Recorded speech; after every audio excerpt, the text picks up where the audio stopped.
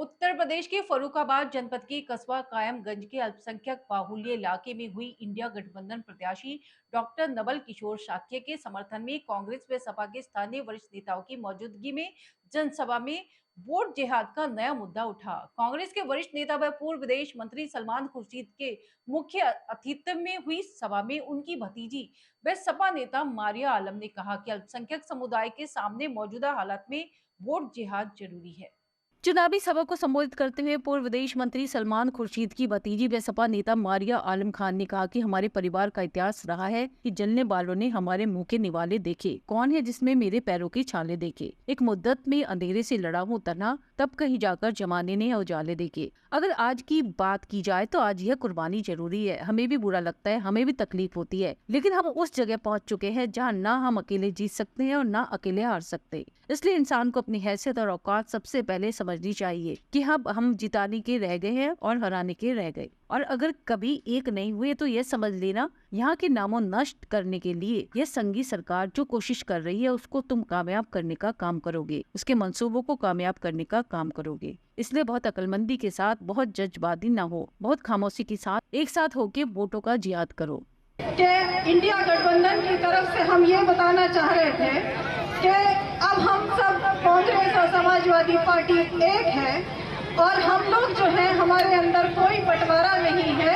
तो इसलिए जो गली गली में हमारी तरफ से भी और कांग्रेस की तरफ से झोला छाप डॉक्टर बैठे बातें कर रहे हैं कि उनको टिकट नहीं दिया और इनको टिकट नहीं दिया, उसकी लड़ाई लड़ रहे हैं। तो इस मंच पर आकर सलमान साहब ने ये साबित कर दिया कि जब मुल्क की बात आती है तो हम कुर्बानियां देना जानते हैं।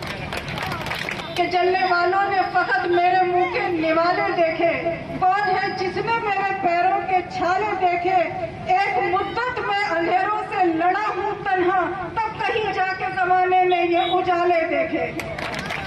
इसलिए हमारी हैसियत और हमारी औकात, अपनी हैसियत और अपनी औकात इंसान को सबसे पहले समझनी चाहिए कि हम सिर्फ अब जिताने के रह गए और हराने के रह गए। और अगर अब भी एक नहीं हुए तो यह समझ लेना कि यहाँ से हमारा नामो नक्श मिटाने के लिए ये संघी सरकार जो कोशिश कर रही है उसको तुम कामयाब करने का काम करोगे, उसके मंसूबों को कामयाब करने का काम करोगे। इसलिए बहुत अक्लमंदी के साथ, बहुत जज्बाती न होके, बहुत खामोशी के साथ एक साथ होके वोटों का जिहाद करो, क्योंकि हम सिर्फ वोटों का जिहाद कर सकते हैं और इस संघी सरकार को भगाने का काम कर सकते हैं। बहुत शर्म आती है जब मैंने आज ये सुना कि कुछ मुसलमानों ने आज यहाँ पर बैठ के मुकेश राजपूत की मीटिंग कराई। मुझे लगता है समाज से उनका होता पानी बंद कर देना चाहिए। इतने मतलब मत बनो कि बच्चों की जिंदगियों से खेलो, हमारे बच्चों की जानों से खेलो।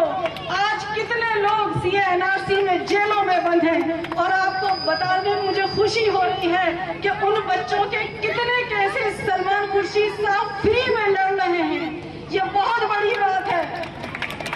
हम लड़ रहे हैं, आपके लिए संघर्ष कर रहे हैं, लेकिन अगर आप साथ नहीं दोगे तो हम अकेले कुछ नहीं कर सकते कि हमारी ताकत हो। और आप अगर ऐसे दिल छोड़ के बैठ जाओगे कि अब कुछ नहीं होगा तो ऐसा नहीं होगा। 100 बार लड़ेंगे, 100 बार हारेंगे, लेकिन फिर भी उठ के चलेंगे। मौका मिलता है, जो भी चुनावी मीटिंग होती है लोग कहते हैं संविधान खतरे में है, लोकतंत्र के खतरे में है। मैं कहती हूँ कि इंसानियत खतरे में है। अब इंसानियत पे हमले हैं। अगर अपने मुल्क को बचाना चाहते हो और अपनी मुल्क की खूबसूरती को बचाना चाहते हो, गंगा जमनी तहजीब को बचाना चाहते हो, तो इस बार बहुत होश से वोट दो। किसी की बातों में, किसी के बहकावे में मत आओ।